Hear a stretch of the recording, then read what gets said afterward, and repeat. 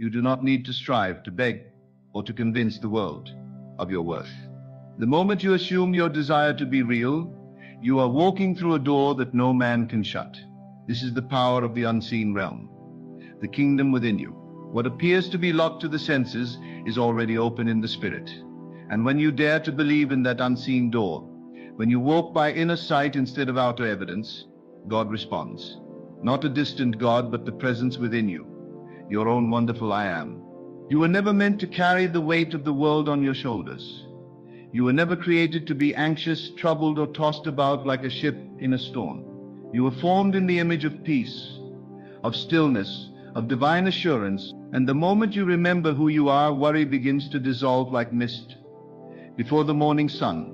Worry is born out of forgetfulness, forgetfulness of your source, forgetfulness of your power, forgetfulness of the truth. You think you must fix it, solve it, push it, make it happen. But you do not. Life unfolds through assumption, not effort. God is not asking you to figure it out. God is asking you to rest in what already is. For what you desire already exists. The door is already open. The way is already made. But you cannot walk through it until you see it within, until you trust it within, until you accept it as already done.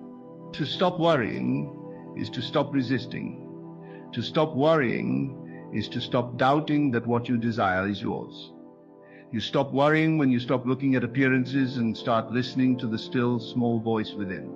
That voice that says, all is well. That voice that declares the end from the beginning.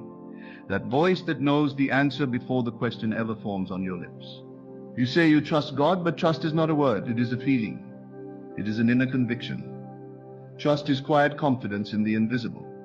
Trust is the refusal to be moved by what your senses tell you. Trust is the awareness that the thing you want is already yours, because you saw it within. And having seen it within, it must take form without. Every time you worry, you are imagining something you do not want. And imagination is the workshop of reality.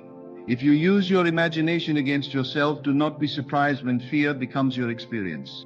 But if you learn to imagine only the good, only the lovely, only the fulfilled desire, then worry fades like a shadow at noon. This is not about pretending that you feel peaceful while inwardly you tremble. No, this is about reconditioning your inner world.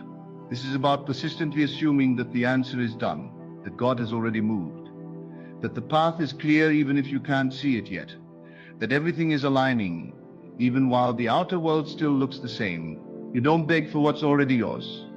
You don't plead with God to do what's already been done. You assume it.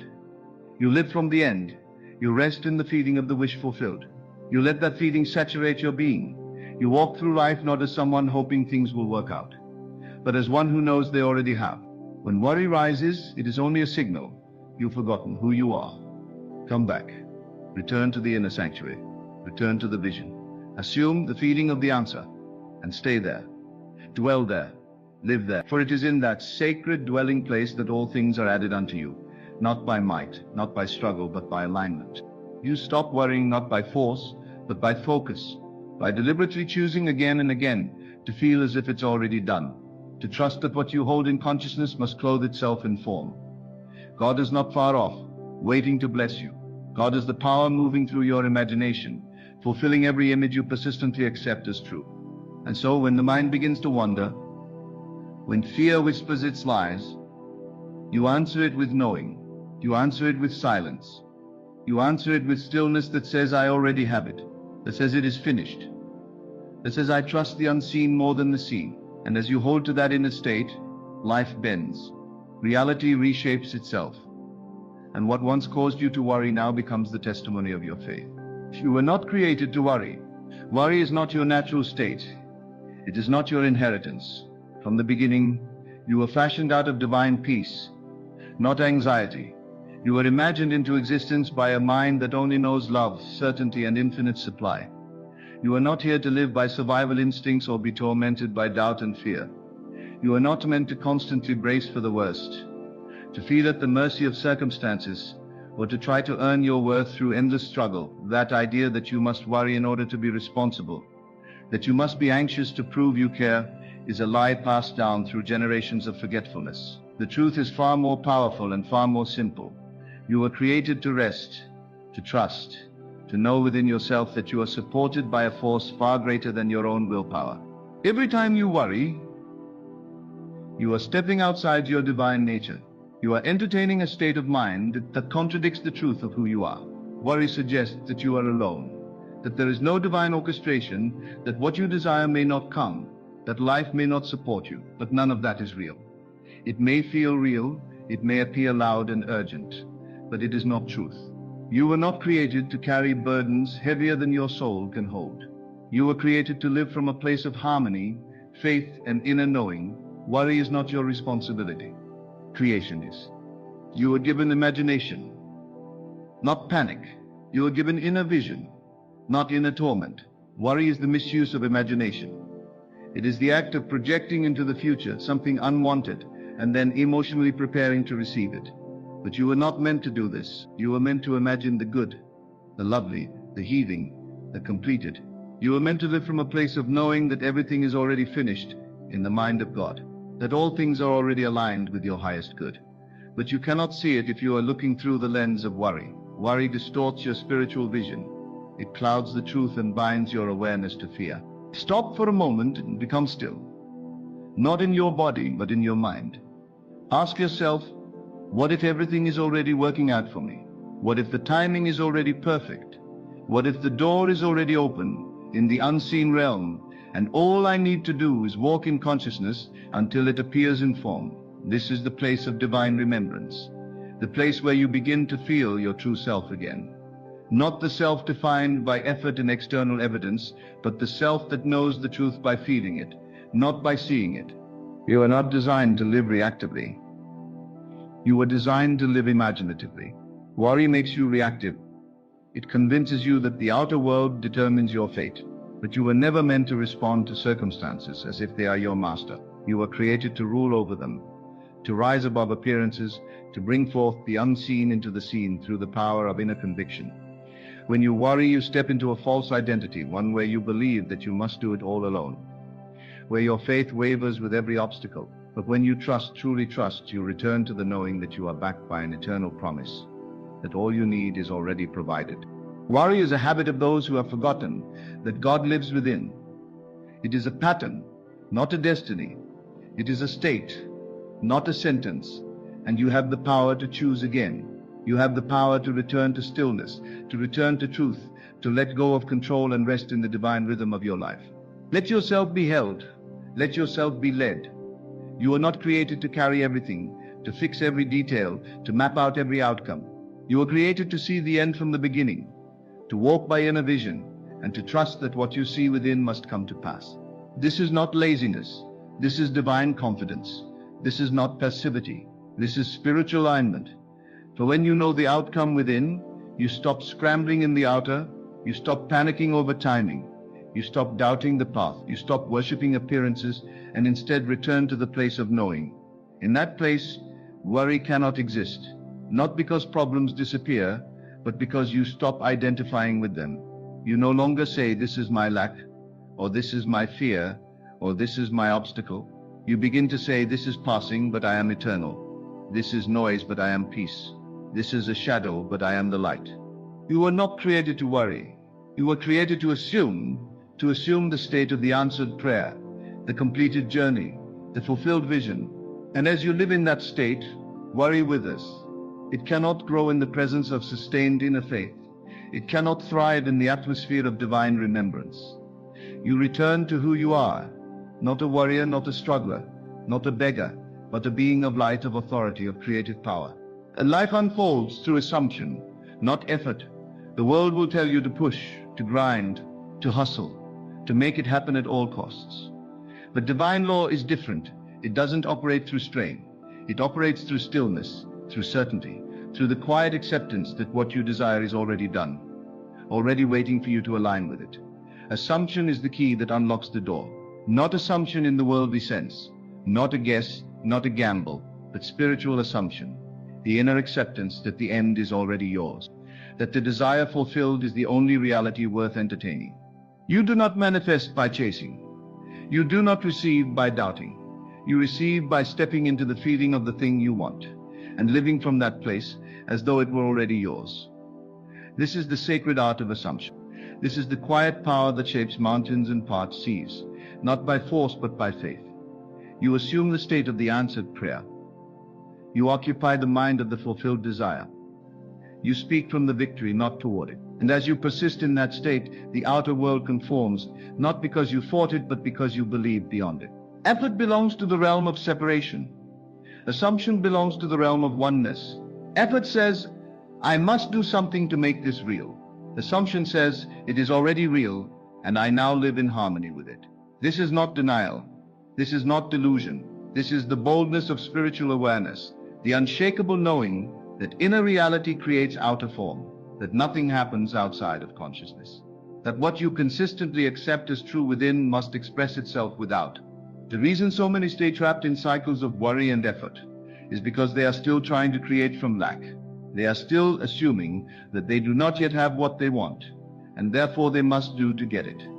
But what you do will always flow from what you believe. What you attract will always reflect what you assume. If you live in a state of I don't have, then no matter how much you work, you are reinforcing the absence of your desire.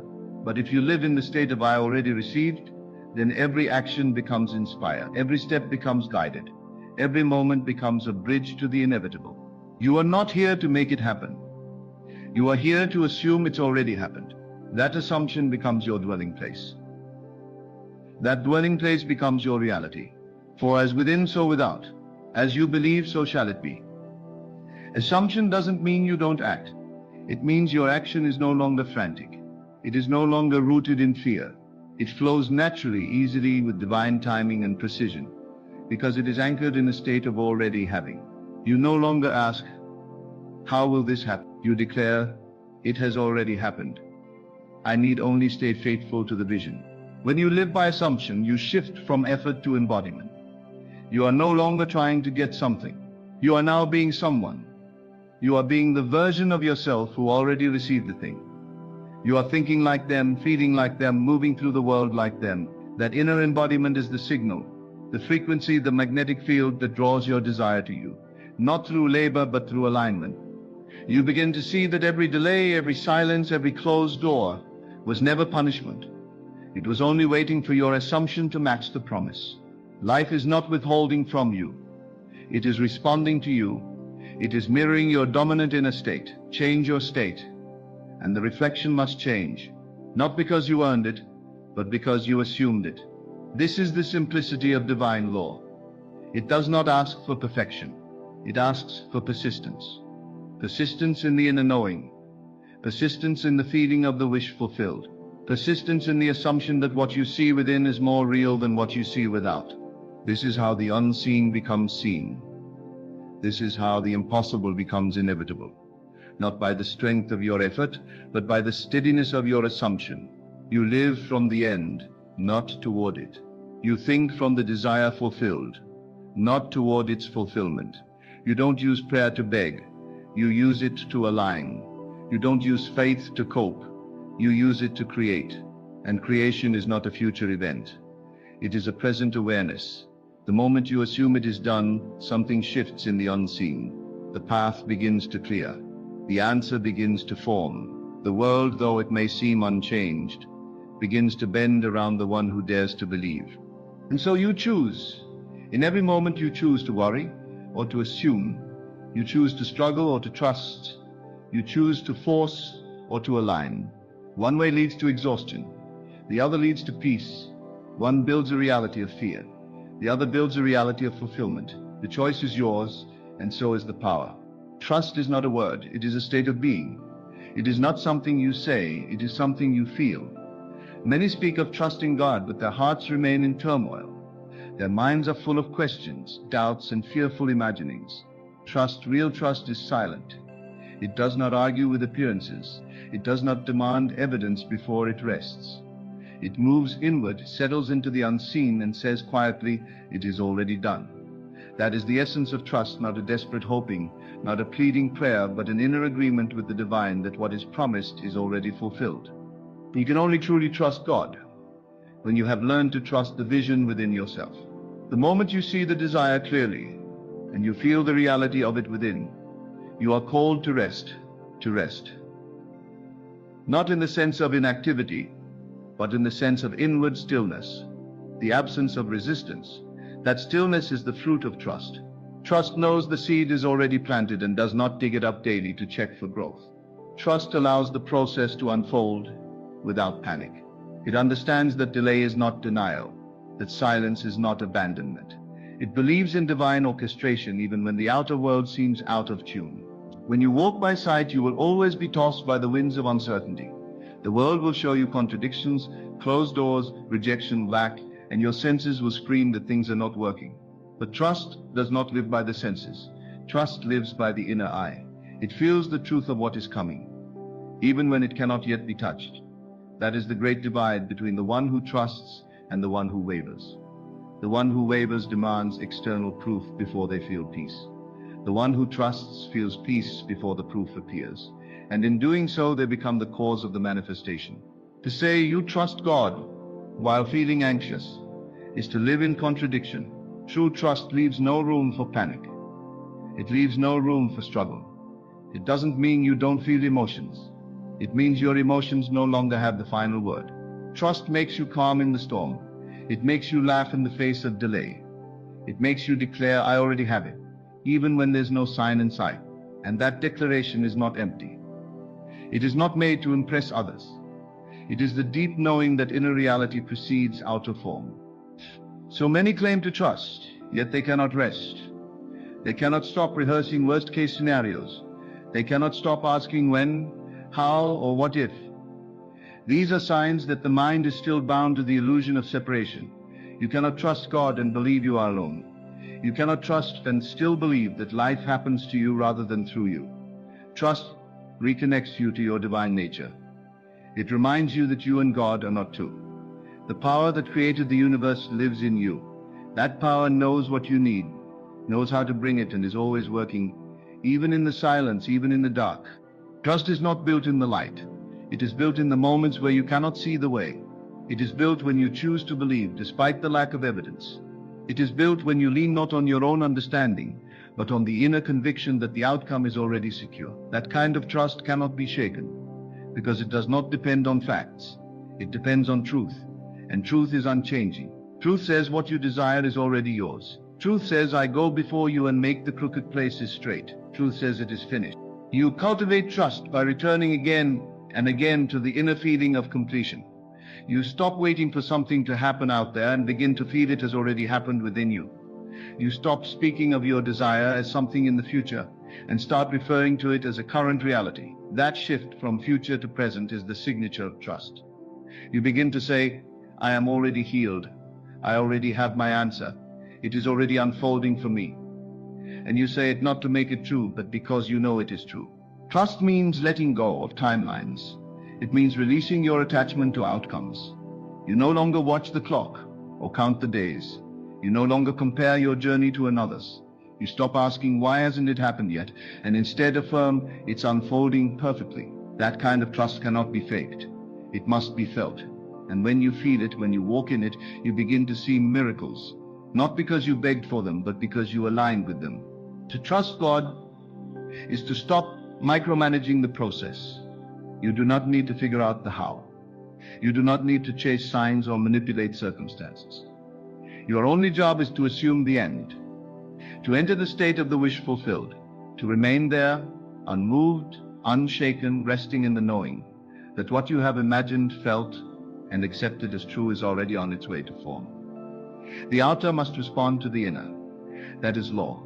And trust is the bridge between the inner vision and the outer manifestation. Trust is also what sustains you in the waiting. It makes the wait feel short. It makes the silence feel sacred. When you truly trust, you stop rushing. You understand that divine timing is never late, and what is meant for you cannot miss you. You stop asking, what if it doesn't happen, and start declaring it has already happened. And as you live in that state, life bends around your inner assumption. The world rearranges itself to match the feeling you have chosen to dwell in. Imagination shapes reality. There is no power greater than the human imagination used with intention. It is the womb of all creation, the bridge between the seen and the unseen. What you consistently imagine, what you feel as real, must manifest, for imagination is not fantasy. It is the formative substance of all things. Everything that exists first existed in thought. Every structure, every invention, every miracle, every breakthrough was first a picture in someone's mind. That is the mystery of creation, and you hold it within you. You are not merely a spectator in this life. You are the cause of it. Most people imagine unconsciously. They replay fears, replay trauma, rehearse worst-case scenarios, and then they are shocked when their life reflects what they have been meditating on. But you cannot plant thorns and expect roses. You cannot entertain fear and expect peace. What you dwell on in imagination is what you water, and what you water grows. This is not punishment. This is not superstition. This is law. Imagination, clothed in feeling, is the seed of every event in your life. When you begin to use it consciously, to assume what you desire already exists, you become the master of your reality. You must understand that imagination is not just visualization. It is not just pictures in the mind. It is felt experience. It is entering a scene so deeply in consciousness that it becomes real to you. You feel it in your body. You see it with the inner eye. You hear the words, the sounds, the atmosphere of that desired outcome. You let it become so real inside you that the outer world loses its grip. That is when imagination becomes creation. Not when it is casual, but when it is saturated with emotion and belief. Every time you imagine the worst, you are creating it in seed form. Every time you imagine the best, you are creating it too. The world you live in tomorrow is being shaped by the images you hold today. You cannot escape this truth. You can only learn to use it. Use it to imagine from the end, not toward the end, but from it. Enter the state of the answered prayer and dwell there. Live there. Let it become more familiar to you than the old reality. Let the imagined experience become your new home in consciousness, and the outer must eventually come into agreement. You do not need to see results to know it's working.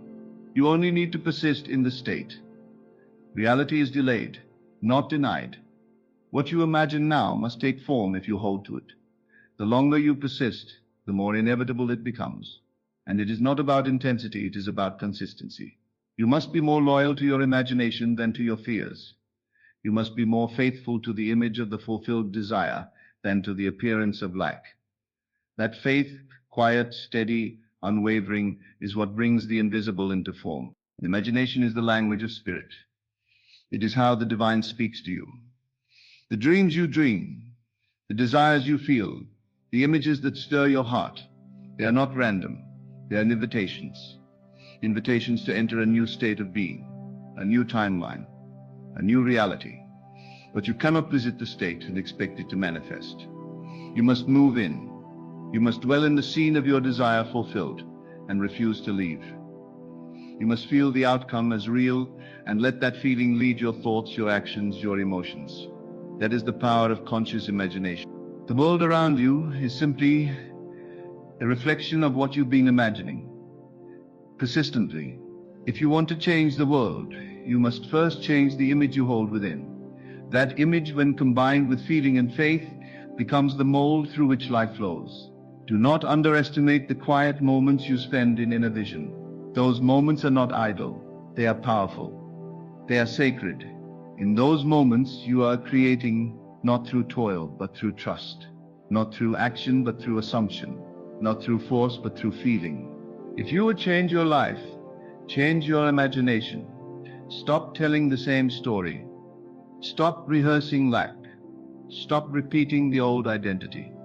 Begin to imagine yourself as the person who already has what you desire. Imagine yourself living the life you've asked for. Let the scene unfold. Let the emotion rise. Let the feeling settle in your chest. And then stay there. Return to it daily. Visit it in the quiet. Walk through it in your mind. Speak from it. Think from it. Move from it. And you will see that the world has no choice but to catch up with the inner picture you've chosen to make real. There is no power outside of consciousness.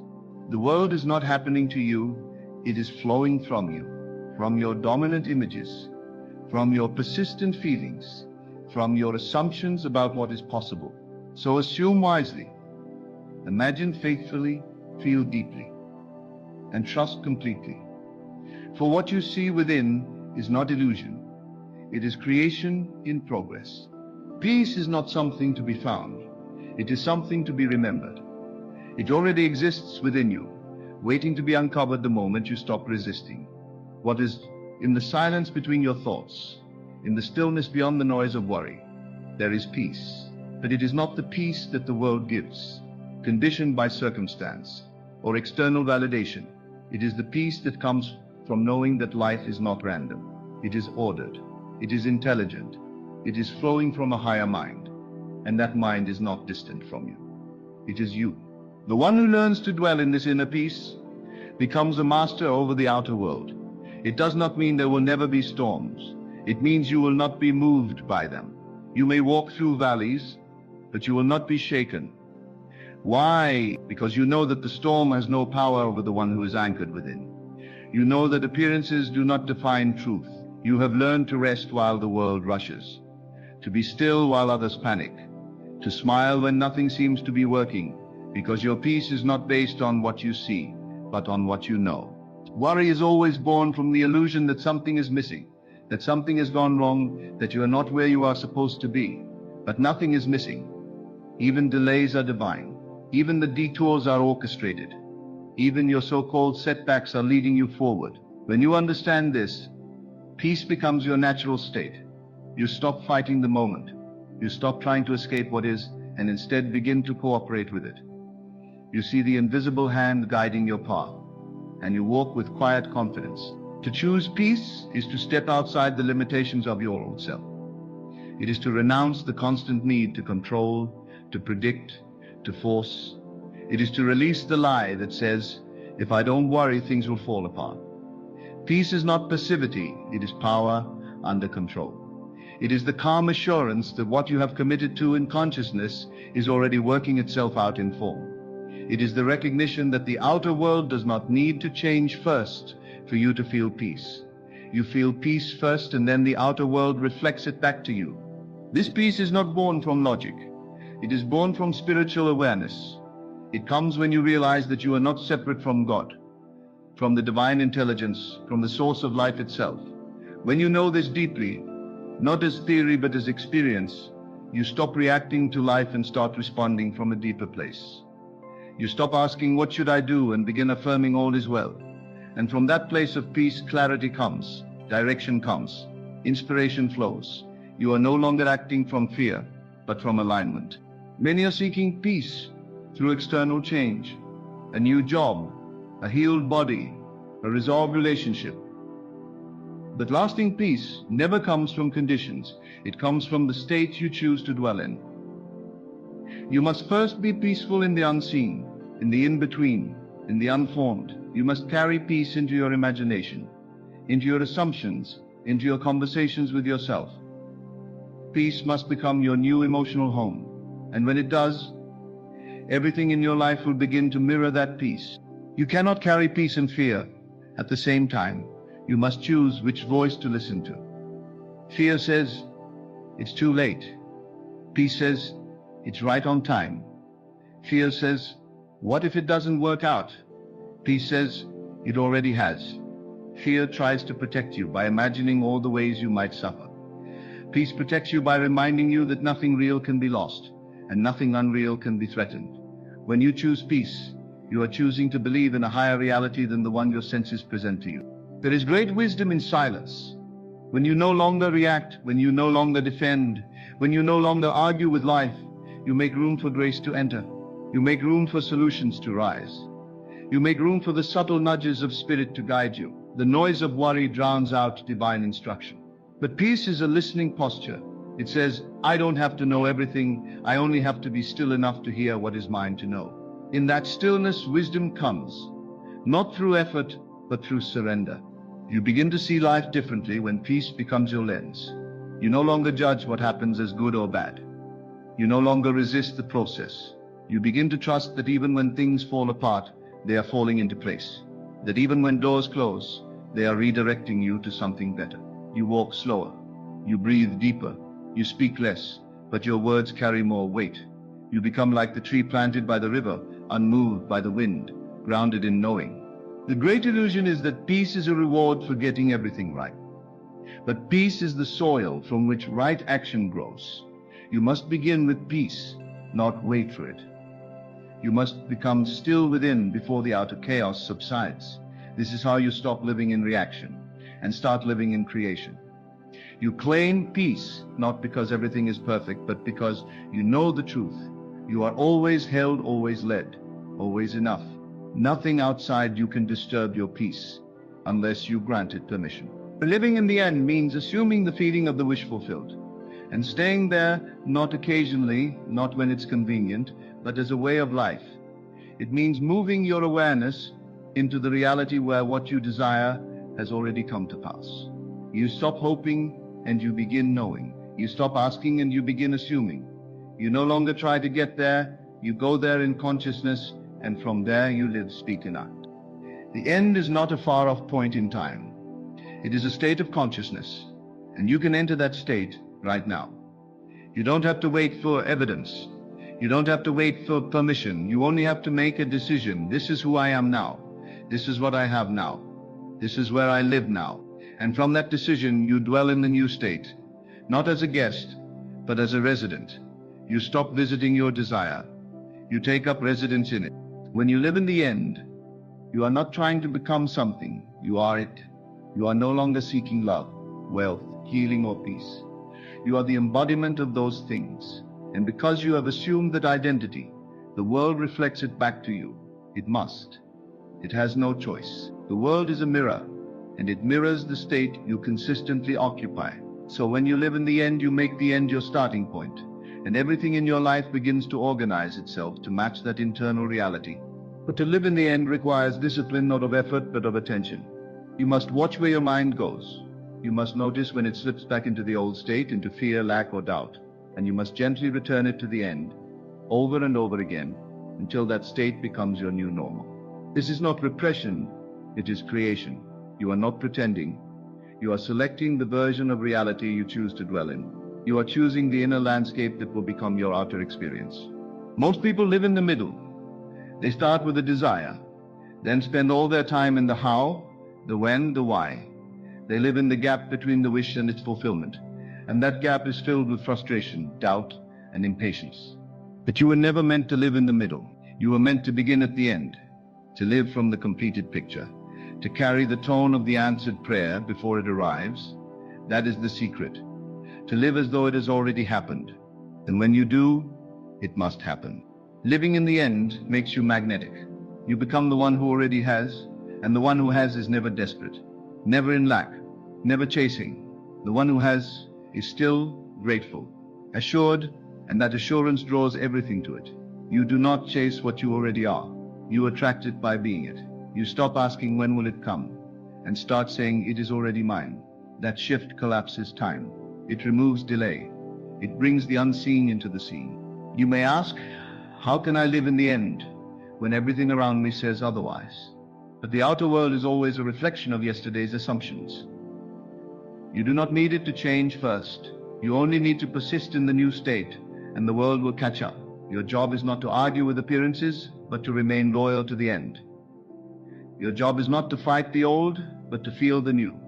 And feeling is everything. What you feel consistently becomes your life.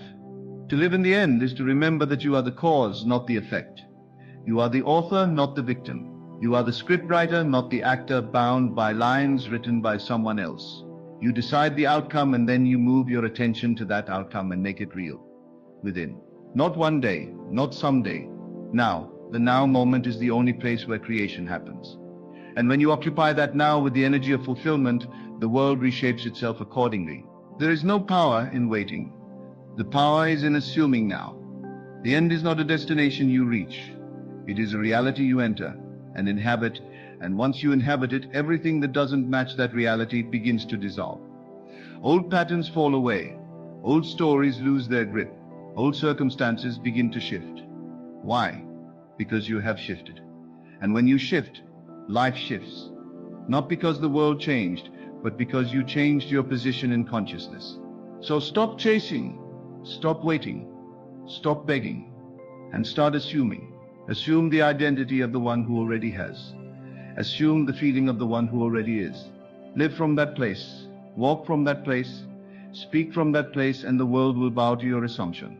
For it is not the outer world that determines your state, it is your state that determines the outer world.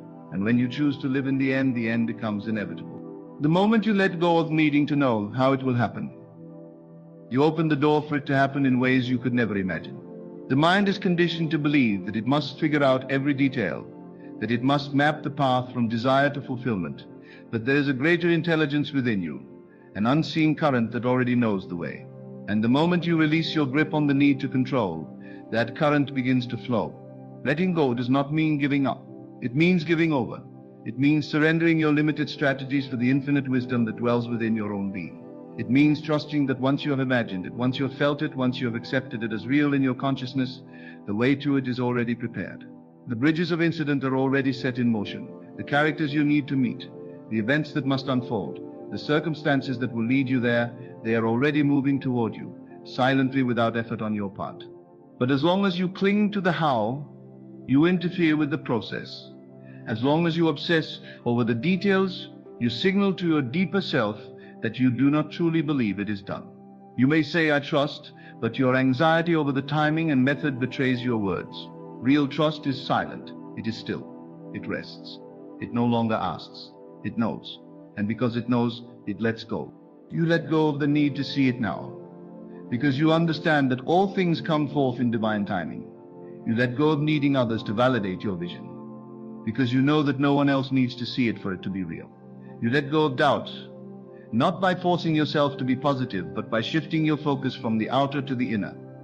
You go back to the feeling, you go back to the knowing. You remind yourself that you did not imagine in vain. You remind yourself that the act of imagining is the act of creation, and creation is complete the moment it is conceived. There is nothing more liberating than realizing you do not have to make it happen. You only have to allow it to happen. You allow by becoming receptive. You become receptive by aligning yourself with the state in which your desire is already fulfilled. And you stay there, not because you see evidence, but because you have decided to trust your inner reality over appearances. And the longer you remain in that state, the more you dissolve resistance. The more you let go of effort, the more you enter flow. The natural tendency of the old mind is to worry, to analyze, to calculate. But the deeper you go into awareness, the more you realize that none of that is necessary. The mind may scream, but what about this? What if it doesn't happen? What if I fail? And you simply return to stillness. You return to the truth that you are not alone in this. You are not creating by force. You are allowing by faith. And that faith is not blind. It is based on your inner experience. It is based on your decision to dwell in the end. There is a subtle but profound shift that happens when you let go. You stop pushing. You stop trying to make things happen through human effort alone. You rest in the knowing that what is meant for you is already yours.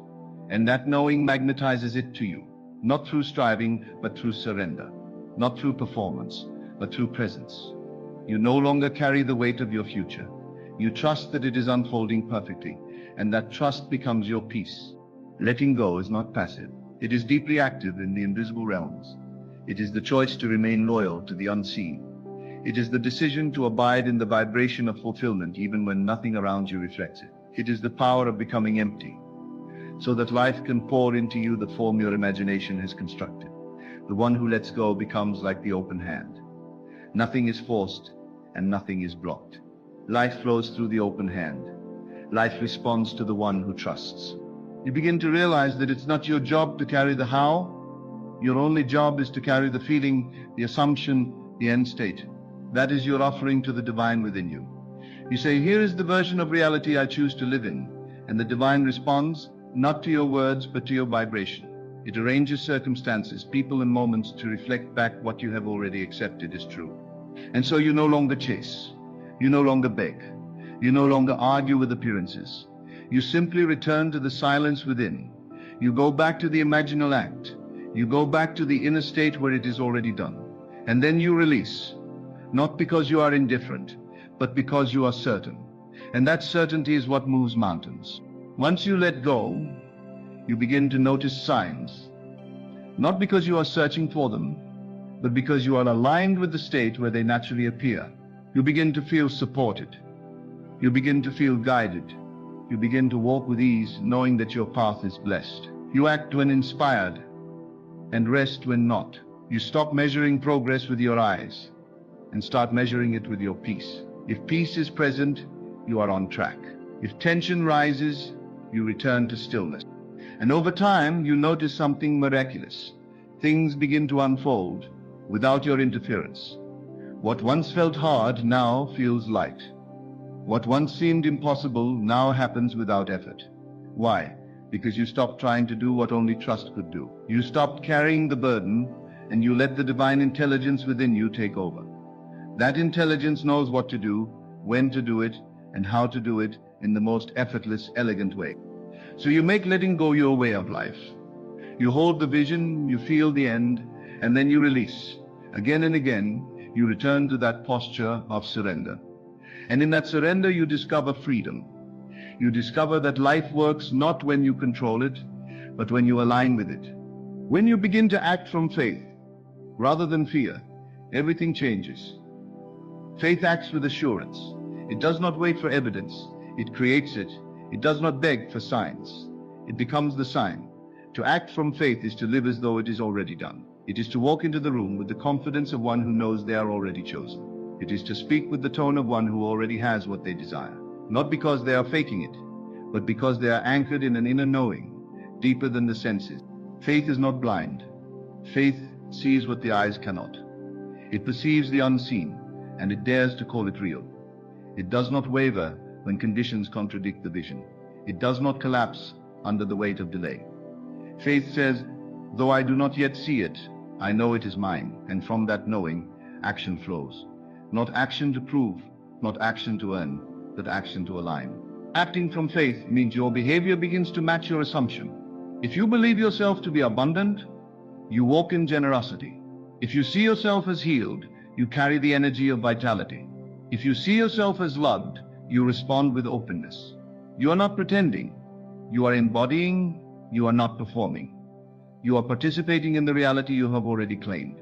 Fear always acts from survival. It says, I must do this or I will lose. Faith acts from creation. It says, because I am this, I do this. And there is a world of difference between the two.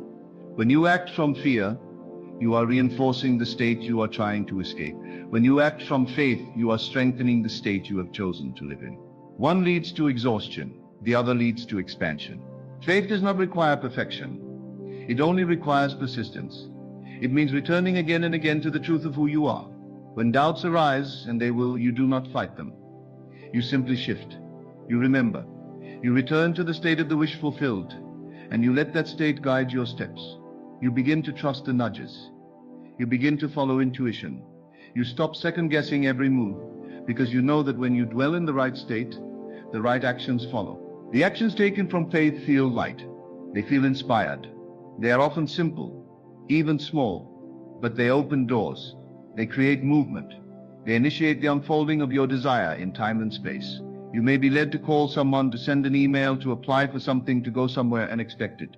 And as you obey those small prompts, you realize that each step is part of a larger orchestration that your conscious mind could never have arranged. This is the dance between inner and outer. You feel the end, you dwell in it, and then you act in accordance with it. Not to make it happen, but because it already has. You do not wait for the external to confirm your state. You express your state into the external. You become the cause, and the world becomes your echo. Even when nothing seems to be changing, faith keeps you steady. You know that just as a seed takes time to break through the soil, your inner work is germinating. You know that what you have assumed will come forth not through effort, but through resonance. And so you act not out of desperation, but out of alignment. You do what feels natural in the state of the wish fulfilled. You live from the end, and life responds. To act from faith is to honor your imagination as truth. It is to treat your inner world with reverence. It is to move through the world as if what you desire is already fact. And in doing so, you draw that fact into form. Your movement becomes your magnet. Your decisions become declarations. Your life becomes a mirror of the state you have chosen to embody. And this is how manifestation becomes effortless. Not because you did nothing, but because you acted from the right state. You lived from fulfillment rather than lack. You took steps not to get something, but to express who you already are. That is the difference. That is the power. And when you master this, there is nothing you cannot be, do, or have. For the one who acts from faith is never acting alone. In the end, the journey to stop worrying and truly trust is a journey inward, a surrender to the infinite wisdom and power that already reside within you. It is a commitment to live not by what the eyes see or the mind fears, but by what the heart knows and the imagination feels. When you release control over the how and the when you let go and let the divine flow through you, you open yourself to a life of ease, grace, and fulfillment. Acting from faith, anchored in the certainty of your fulfilled desire, transforms every step into an expression of your inner truth. Trust is not passive. It is the highest form of power, power that moves mountains, shifts realities, and draws to you all that you have imagined. This trust is your peace, your freedom, your creative force. And with it you become unstoppable. You do not move doors by effort. You move them by knowing. The door swings open the moment you assume the state of already having walked through it. The world may say, it's impossible, but the world is merely the echo of yesterday's beliefs. It cannot bind what God has already loosed. It cannot close what God has opened within you. There is no need to force anything. The door is not held shut by man's opinion, by circumstance, or by delay. It is only your own consciousness that opens or shuts it. If you feel yourself to be unworthy, the door remains closed. Not by judgment, but by your own refusal to see yourself as God sees you. But when you rise in awareness, when you say inwardly, I am already what I long to be, then the door appears. And not only appears, but swings open in a way that confounds reason. You are not waiting on the door. The door is waiting on you, waiting on your recognition, your identification, your willingness to feel the reality of what is unseen. And when you do, you will find that no one, no system, no limitation, no voice of doubt can close what has been opened in spirit. God does not consult the opinions of others to open a path for you. It is done in silence, in stillness, in the hidden chamber of your own being. Others may not understand it. They may wonder how, or why, or through whom, but you will know. You will know that it was not by might, not by power, but by the inner awareness of I am. Assumption opens doors. This truth, so simple and yet so profound, is the cornerstone of all transformation. When you assume something to be real, you are not merely imagining it as a hopeful fantasy. You are placing yourself in the state of fulfillment. You are stepping into the dimension where that reality already exists. It is not a matter of hoping or wishing. It is a matter of knowing and living from the end. The assumption is the act of faith, the movement of inner being toward what is already yours in spirit. And once you make that assumption and abide in it, the outer world must conform. It has no choice. It is clay in the hands of the potter, and your inner state is the potter. The world you see is not fixed, it is fluid. It is not permanent, it is shaped and reshaped by your thoughts, your feelings, and above all, your assumptions. Whatever you accept as true of yourself begins to manifest in your experience. So when you assume that the door is open, you are not waiting for a sign, you are creating the sign. You are generating the movement. You are activating the invisible power of God within you. You are becoming the living testimony of the unseen law that governs all things. To assume is to trust the unseen more than the seen. It is to believe in the invisible structure of reality more than the shifting sands of circumstance. And yet that is the great challenge, because the senses scream for evidence. The mind demands proof. The world whispers, wait and see. But the spirit knows. Believe and you will see. The assumption precedes the fact. The inner act creates the outer result. What you assume becomes your atmosphere. It surrounds you. It radiates from you. It becomes the field through which all things filter. You cannot hold an assumption and not see its reflection. Eventually, in the mirror of your life, some reflections may be instant. Others may take time. But time is irrelevant to the law. Time is merely the unfolding of what is already done in the invisible. And so, assume the best. Assume the door is not just open, but welcoming. Assume the path is already prepared, the answer already sent, the way already cleared. Let that assumption fill your mind in the quiet moments.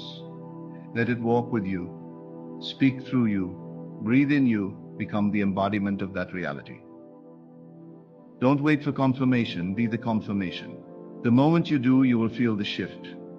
The calm confidence will settle in. A sense of ease will arise. You will stop striving because you will know it is already done. Teed. When you walk by inner sight, your confidence is not rooted in outcomes but in identity. You are not swayed by results. You are led by revelation. You know who you are, and from that knowing you see what is yours. You see the door open not because it is honed yet in the physical, but because you have seen it so clearly within that. You cannot be denied. That vision becomes your compass, your anchor, your source of peace. And what happens when you live this way? Reality bends, people appear, opportunities align, coincidences increase. But these are not signs to start believing. They are results of your believing. You don't believe because things happen. Things happen because you believe. You don't wait to see before you accept. You accept and then you see. So continue to lift your inner sight above outer evidence. Continue to walk through the doors you see in spirit, even if the hallway is still dark. Trust that what is formed within will take form without. Know that your faith is never wasted. The seed of vision will grow. The dream, when nurtured by inner sight, will become substance. The invisible will become visible, and the door once imagined as open will soon be open in truth. And so, beloved, let this truth settle into your spirit. The door is already open, not by man's permission, but by divine authority. Not because of striving, but because you dared to believe. Your assumption has power. Your vision is sacred. Your inner agreement with the promise is the key that no hand can remove. Walk not by what you see, but by who you know yourself to be in spirit. For when you remain faithful to the end you have seen, the world must reshape itself to match your inner reality. Delay is not defeat. Rejection is not final, and the no of man cannot silence the yes of God. Keep walking. Keep knowing. Keep becoming. The door stands open, and no man can shut it.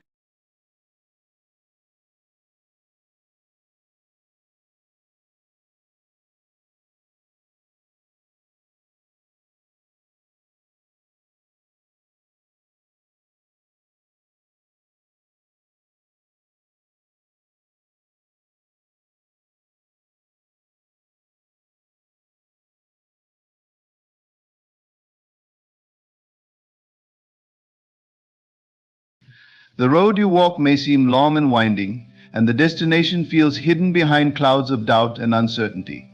Yet within you lies a divine assurance, a quiet whisper that echoes from the depths of your soul, I will make a way. This is not the voice of your reasoning mind, but the infinite wisdom of God, who speaks directly to your heart. He does not see the obstacles as you see them, he sees only the victory that is already yours. What appears impossible in your world is but a moment of transformation in his. The closed doors, the dead ends, and the towering walls are illusions of limitation, meant not to hinder but to redirect you toward the path that is truly yours. God moves not according to human logic but according to divine purpose. When he speaks, I will make a way, it is not a promise, it is a fact. It is a reality that exists now, waiting for you to align your belief with his word.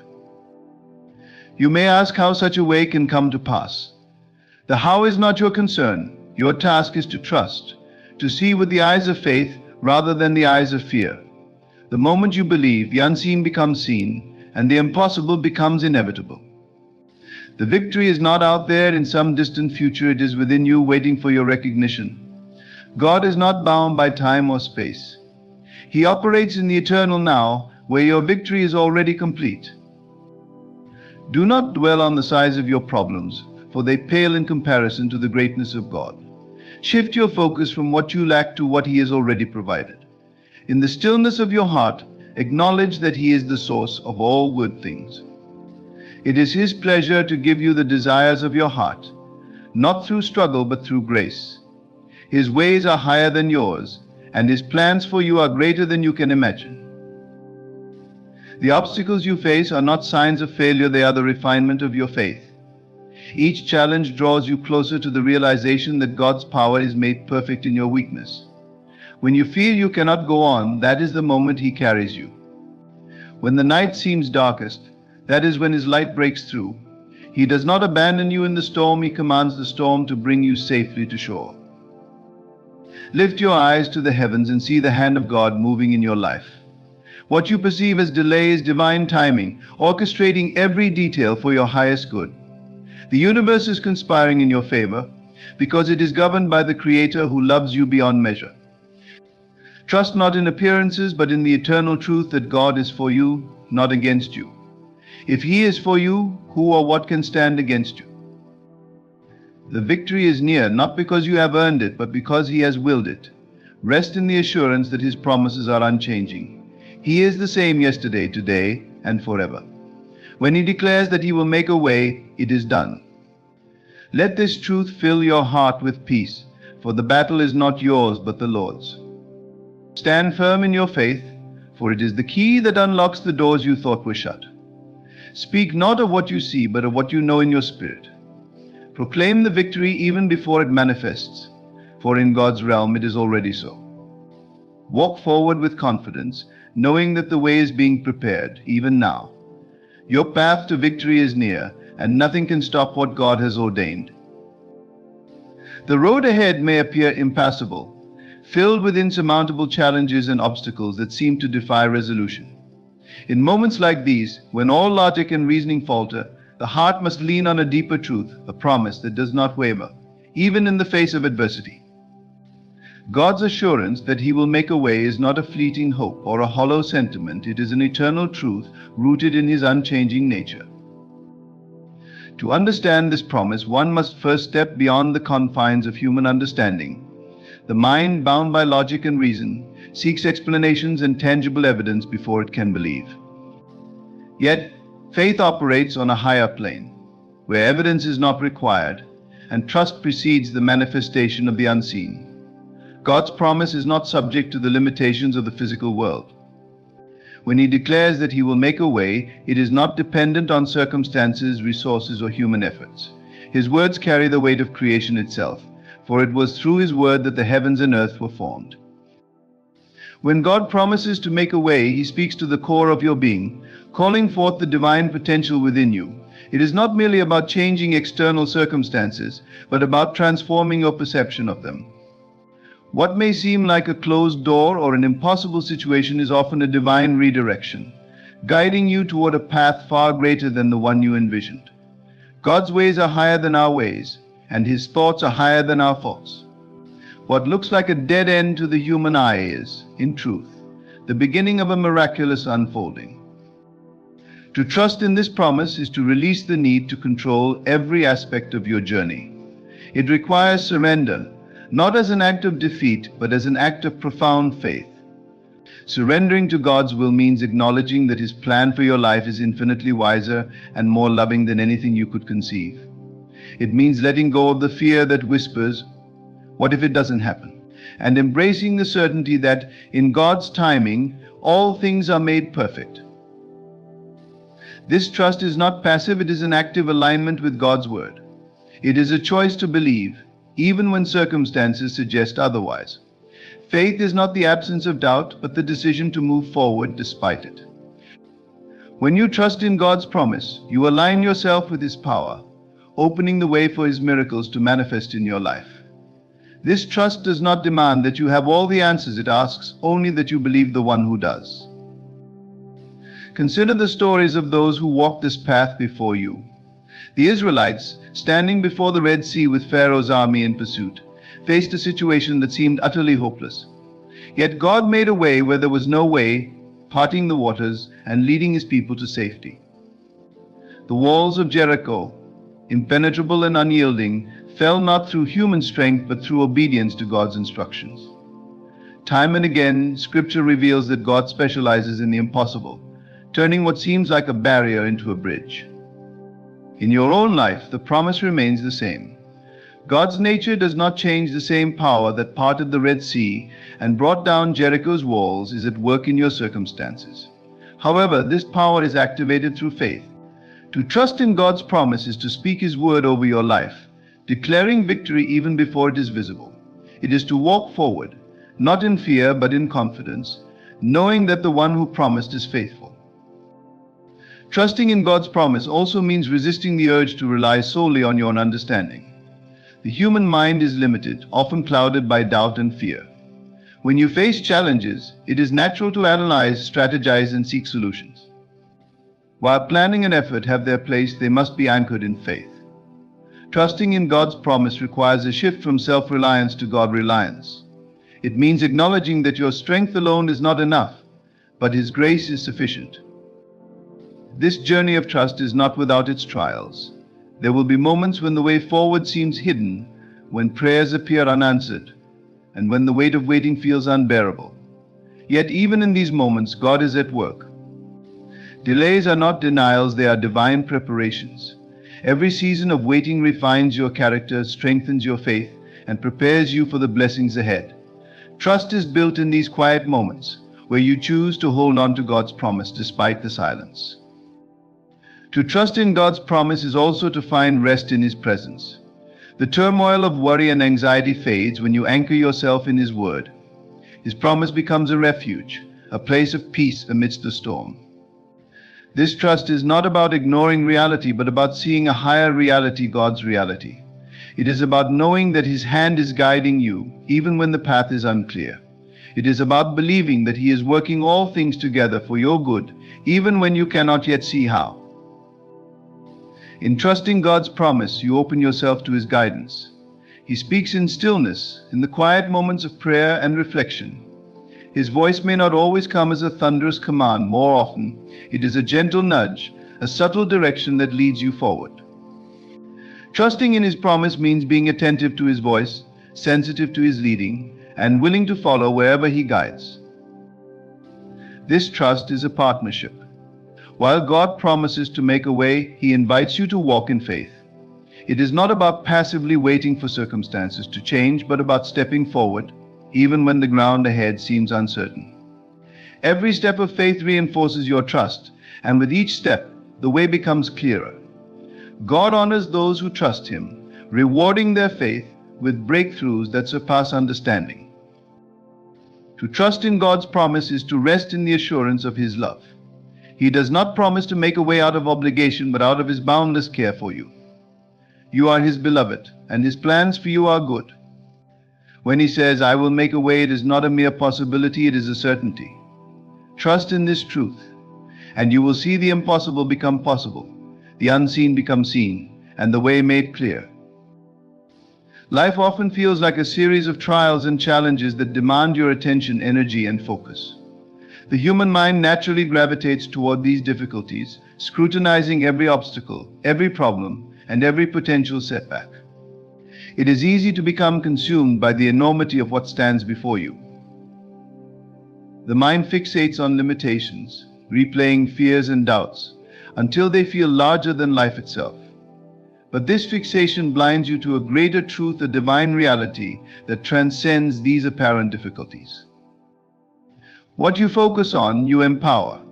When you dwell on obstacles, you feed them your energy, allowing them to grow larger in your perception. The closed door, the lack of resources, or the rejection you face can become towering giants if you let them. Yet God calls you to shift your gaze, to lift your eyes from the temporary troubles of this world and fix them on His eternal promise. This is not a denial of reality, but an awakening to a higher reality, a truth that God's power is greater than any challenge you face. The divine assurance of victory is not rooted in what you see with your physical eyes, but in what you know within your spirit. The eyes of faith perceive beyond the tangible, recognizing that God is already at work, even in situations that seem impossible. This assurance is not based on your own strength, wisdom, or ability. It is anchored in the unchanging nature of God. He is faithful, and His promises are sure. When He declares victory, it is not a wish or a possibility, it is a certainty waiting to unfold.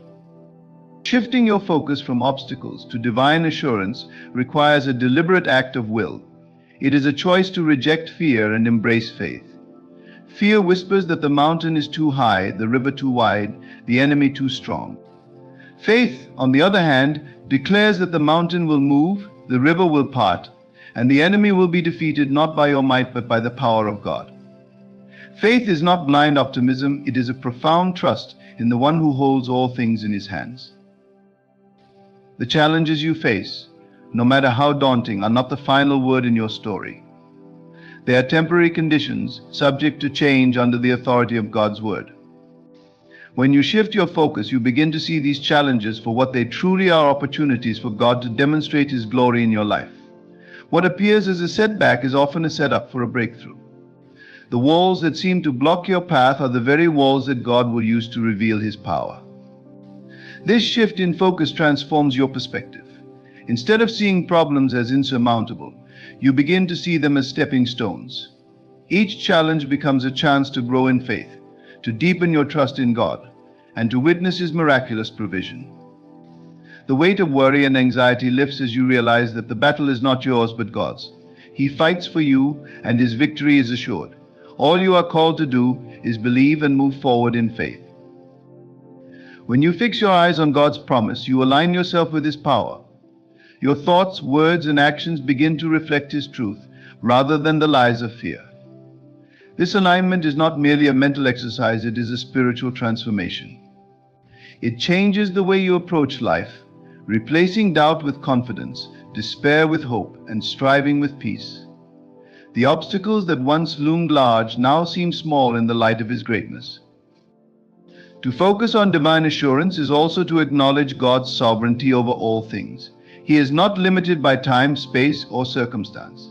The situation that seems beyond repair to you is well within His ability to redeem. The resources you lack, the opportunities you've missed, the mistakes you've made, none of these can thwart His plans for your life. He is the God who creates paths in the wilderness and rivers in the desert. His power is not diminished by your challenges, it is magnified through them. This shift in focus also allows you to tap into the peace of God, which surpasses all understanding. When you rest in the assurance of His victory, you are no longer tossed about by the storms of life. The waves may rise and the winds may howl, but your foundation is secure. You know that the God who calmed the sea with a word is the same God who speaks peace into your life. This peace is not the absence of trouble, but the presence of God in the midst of it. As you embrace this divine assurance, you begin to see God's hand at work in every aspect of your life. What seemed like coincidences or random events are revealed as part of His divine orchestration. Doors that were closed begin to open, often in ways you never expected. People, opportunities, and resources are drawn into your life, not by chance but by His design. This is the power of shifting your focus. When you look to Him, you invite His miracles into your reality. This transformation is not instant, nor is it without its struggles. There will be moments when doubt creeps in, when the weight of the challenges you face feels overwhelming. In these moments, remind yourself of who God is. Speak His promises over your life, declaring victory even when it seems far away. Surround yourself with His word, letting it saturate your mind and heart. Faith comes by hearing, and hearing by the word of God. As you immerse yourself in His truth, your focus will naturally shift from the obstacles to the assurance of His victory. When you fix your eyes on God, you also become a source of encouragement to others. Your faith inspires those around you, showing them what is possible when you trust in His promises. Your life becomes a testament to His goodness, a living example of His faithfulness. In this way, your victory is not just for you, but for everyone who witnesses it. Through your story, others are drawn to the same divine assurance that sustains you. This shift in focus is an act of worship. It is a declaration that God is greater than your problems, that His promises are true, and that His power is sufficient. By choosing to focus on Him, you honor His sovereignty and invite His presence into every aspect of your life. This act of faith not only changes your circumstances, but transforms your heart, drawing you closer to the one who is the source of all victory. Challenges have a way of shaking the very foundation of our faith, often leading us to question the path we are on and the strength we possess. They come in waves, sometimes relentlessly, testing our patience, endurance, and belief. Yet within every challenge lies a profound opportunity, an invitation to draw closer to God's power and to experience the refining of our faith in ways that cannot happen otherwise. Faith is not forged in moments of ease or abundance. It is shaped in the crucible of difficulty, where the heart must wrestle with doubt, fear, and uncertainty. These moments, though uncomfortable and sometimes painful, are not random or purposeless. They are divinely orchestrated to strengthen the bond between you and God. Challenges strip away the illusions of self-sufficiency and control, revealing the truth that without God you can do nothing. This realization, though humbling, is the very foundation of faith. God does not send challenges to harm you, but to draw you closer to Him. Like a master craftsman shaping a masterpiece, He uses every trial to refine and purify you. The heat of adversity burns away the impurities of fear, pride, and doubt, leaving behind a faith that is strong and unshakable. This process may not feel pleasant, but it is necessary.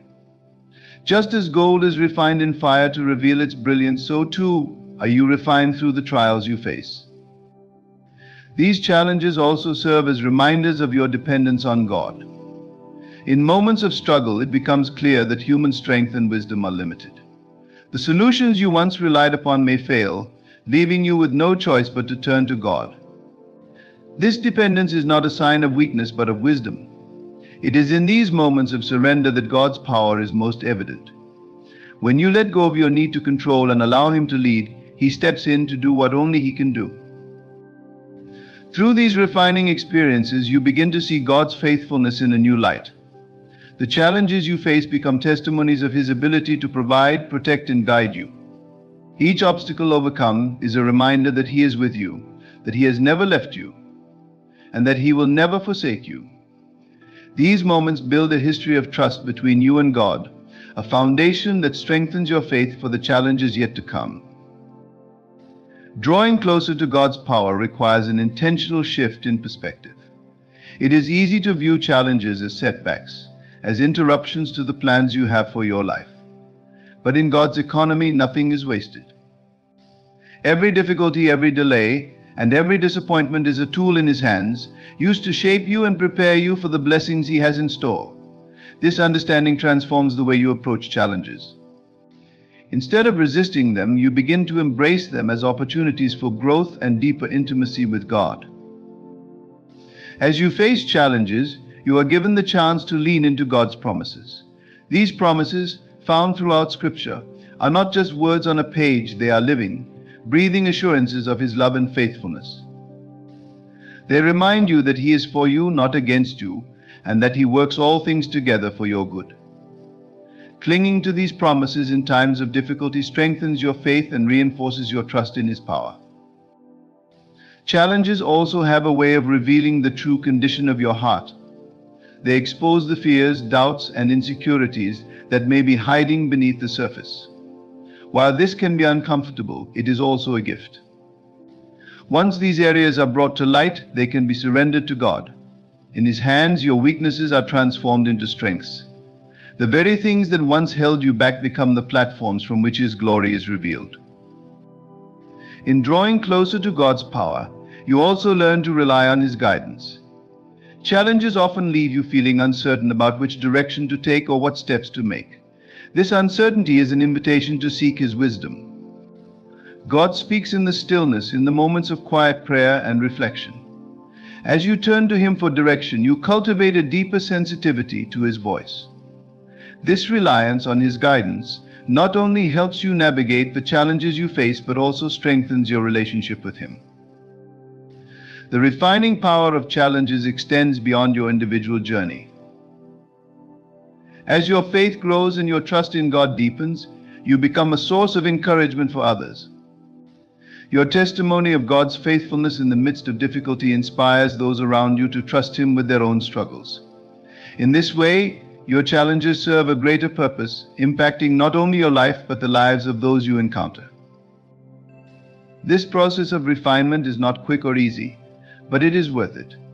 Each challenge overcome brings you closer to the person God created you to be. It molds your character, strengthens your resolve, and deepens your reliance on Him. Through the refining fire of adversity, you are transformed into a vessel fit for His purposes, equipped to carry out the plans He has for your life. Challenges also teach you the importance of perseverance. Faith is not a one-time decision, it is a daily commitment to trust God, even when the path is unclear. Perseverance is the act of holding on to his promises, of continuing to believe even when the evidence suggests otherwise. It is this perseverance that produces a mature and steadfast faith, a faith that can weather any storm. As you draw closer to God's power, you begin to see his hand at work in every aspect of your life. The challenges that once seemed overwhelming now serve as reminders of his strength. The difficulties you face become opportunities to experience his provision and grace. Each step forward, no matter how small, is a testament to his faithfulness and a reminder that he is with you every step of the way. Challenges are not obstacles to be feared, but opportunities to be embraced. They are the means by which God refines your faith, draws you closer to his power, and prepares you for the blessings he has in store. Through these experiences, you come to know him not just as a distant deity, but as a loving Father who walks with you through every trial, who strengthens you in every weakness, and who leads you to victory with a power that can never fail. The human mind, in its natural state, seeks to understand and control the world around it. It analyzes, plans, and strategizes, attempting to create certainty in a life that is often anything but certain. Yet, no matter how meticulous our efforts or how carefully we calculate, there are times when our plans fail, doors remain shut, and answers evade us. It is in these moments, when our own abilities fall short, that we encounter a divine truth. God does not need visible paths to accomplish his work. His ways transcend human understanding, and his power is not limited by what we can see, predict, or comprehend. To fully grasp this truth, one must first confront the limits of human perception. Our eyes and minds are conditioned to rely on the tangible, to trust what is seen and dismiss what is not. But God operates in realms that are often invisible to us. He works behind the scenes, orchestrating events and aligning circumstances in ways that may appear nonsensical or impossible from our vantage point. What we perceive as a dead end, he sees as an opportunity to demonstrate his unmatched power. Consider the stories of faith in Scripture, where God repeatedly made a way where none seemed possible.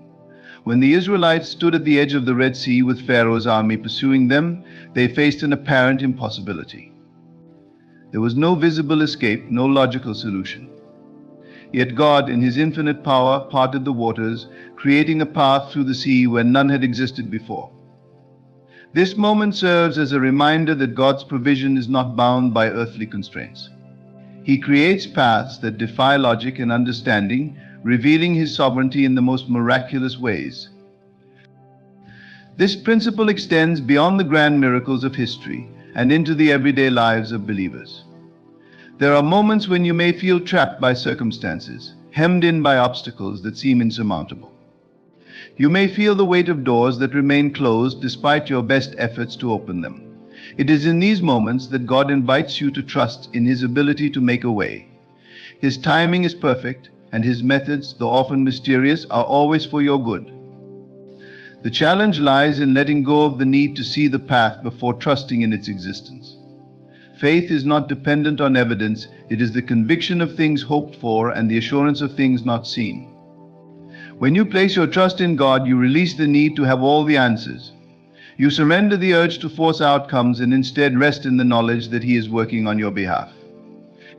This surrender is not a sign of weakness, but a profound act of strength, rooted in the certainty of his promises. God's ways are not like ours. Where we see obstacles, he sees opportunities. Where we see impossibilities, he sees potential. He is not limited by human logic or constrained by the boundaries of time and space. His creativity knows no bounds, and his solutions often come in ways that defy expectation. The path he provides may not look like what you envisioned, but it will always lead to his intended destination. In trusting God to make a way, you align yourself with his divine plan. This alignment requires patience, as his timing rarely matches our own. It is tempting to grow frustrated or disheartened when the answers you seek do not come immediately. Yet in these moments of waiting, God is often working behind the scenes, preparing the way forward. The delay is not a denial, but a divine orchestration, ensuring that all things come together perfectly according to his purpose. Faith in God's ability to make a way also requires a willingness to move forward. even when the path is unclear. Just as the Israelites had to step into the parted waters of the Red Sea, you too must take steps of faith, trusting that the way will become clear as you go. These steps may feel uncertain or even risky, but they are acts of trust that invite God's power into your circumstances. Each step forward, no matter how small, is a declaration of your belief in His ability to provide. The truth that God can make a way where none exists is not just a source of hope, it is a call to action. It challenges you to shift your perspective from the visible to the invisible, from the temporary to the eternal. It invites you to see your circumstances not through the lens of human limitation, but through the eyes of divine possibility. This shift in perspective transforms not only your outlook, but also your actions, enabling you to move forward with confidence, even in the face of uncertainty.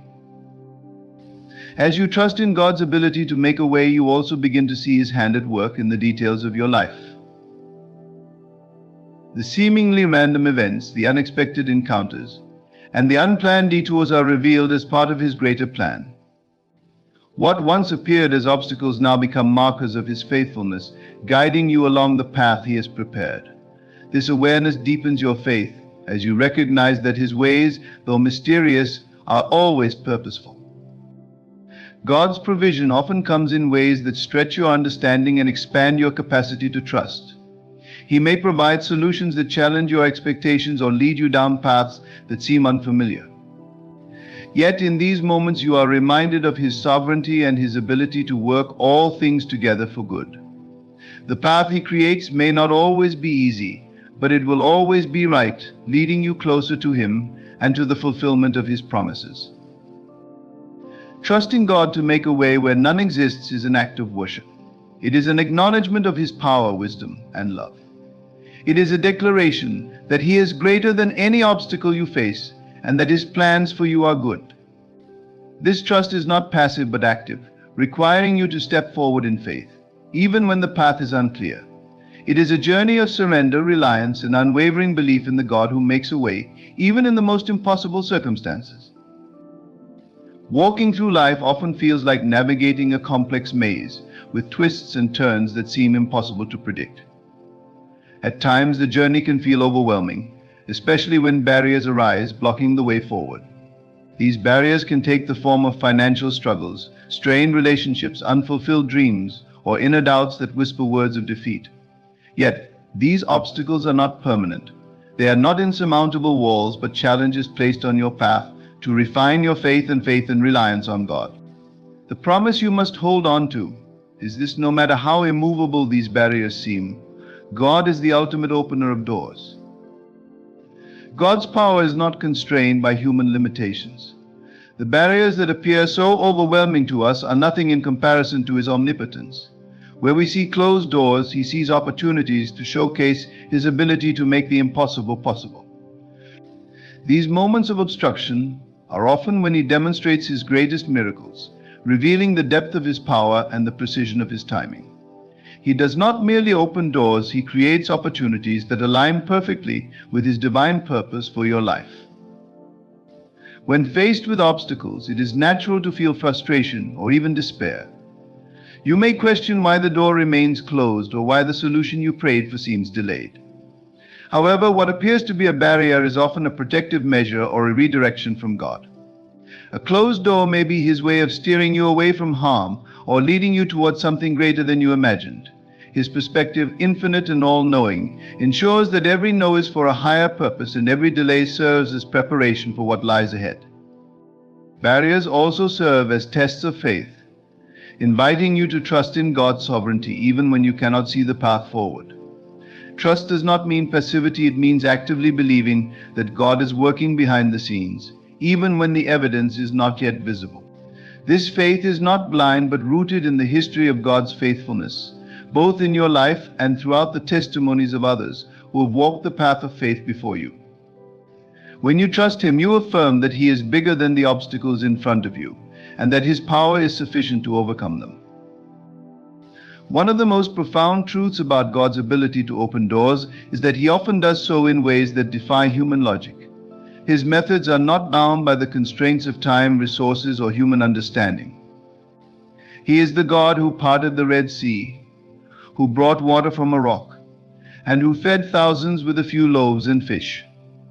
These stories are not merely historical accounts but living testimonies of his unchanging nature. The same God who performed these miracles then is still at work today, capable of opening doors in your life in ways you cannot begin to imagine. God's timing is another critical aspect of his door-opening power. Often what feels like a delay is not a denial but a strategic pause. During these moments, God is working to align circumstances, prepare your heart, and position you in the right place for his blessings. The waiting period is not wasted time, it is a season of growth, refinement, and preparation. As you wait on him, he strengthens your character, deepens your faith, and equips you for the opportunities he is preparing to place before you. It is also essential to recognize that God's ability to open doors does not negate your responsibility to act in faith. He invites you to step forward even when the way is not fully clear. Just as the priests carrying the Ark of the Covenant had to step into the Jordan River before the waters parted, you too must take steps of obedience and trust, believing that God will make a way. These acts of faith activate his power in your life, demonstrating your confidence in his promises. Obstacles are not always external often. The greatest barriers we face are internal. Fear, doubt, and feelings of inadequacy can paralyze us, preventing us from moving forward even when God has opened a door. In these moments, it is crucial to remember that his strength is made perfect in your weakness. He does not call the qualified, he qualifies the called. Your inadequacies are not obstacles to him, but opportunities for his glory to shine through you. When you step out in faith despite your fears, you make room for his power to work through you in extraordinary ways. God's ability to open doors also extends to the restoration of opportunities you may feel you have lost. Sometimes closed doors are the result of our own mistakes, mischances, or decisions made in haste. Yet God's grace is greater than your shortcomings. He is the God of second chances, the one who redeems and restores. He can reopen doors you thought were permanently closed or create entirely new opportunities that surpass what you had hoped for. His plans for you are not thwarted by your failures, but are fulfilled through his relentless love and mercy. When God opens a door, it is unmistakable. The path forward becomes clear, and the obstacles that once seemed immovable fade away. However, his open doors often require courage and faith to walk through. These opportunities may challenge you to step out of your comfort zone, to embrace uncertainty, and to trust him in ways you never have before. Yet as you walk through these doors, you discover that his provision is always sufficient, his guidance is always present, and his promises are always true. God's door-opening power is not just about personal blessings, it is about positioning you to fulfill his purpose. The opportunities he provides are often connected to his greater plan for your life and the lives of those around you. As you walk through the doors he opens, you become a vessel of his love, grace, and power, impacting the world in ways that extend far beyond your individual story. Every door he opens is an invitation to step into the fullness of his calling for your life. As you reflect on the barriers in your life, remember that they are not permanent fixtures, but temporary challenges designed to deepen your reliance on God. They are opportunities to witness his power, to grow in faith, and to experience the miraculous ways he makes a way where there seems to be none. When you trust in him, you align yourself with his plans, positioning yourself to walk through the doors he opens and to step into the abundance of his promises. In the intricate dance of life, barriers and obstacles are not the final word. They are moments where God invites you to witness his power and faithfulness. Each closed door, each immovable wall, and each waiting period is an opportunity to deepen your trust in the one who holds all things in his hands. He is not constrained by the limits of human understanding, nor is he bound by the impossibilities that we perceive. When he opens a door, no one can shut it, and when he closes a door, it is always for a greater purpose. Let this truth anchor your heart. God is working for you, even when you cannot see it. Trust in his timing, act in faith, and release the fears that hold you back. The doors he opens will not only lead you to his blessings, but will also shape you into the person he has called you to be. Embrace the journey, for in every obstacle there is an opportunity to see His glory revealed. The barriers before you are not the end, they are the beginning of a testimony that will declare His greatness. Step forward with faith, knowing that the God who calls you is faithful to lead you through.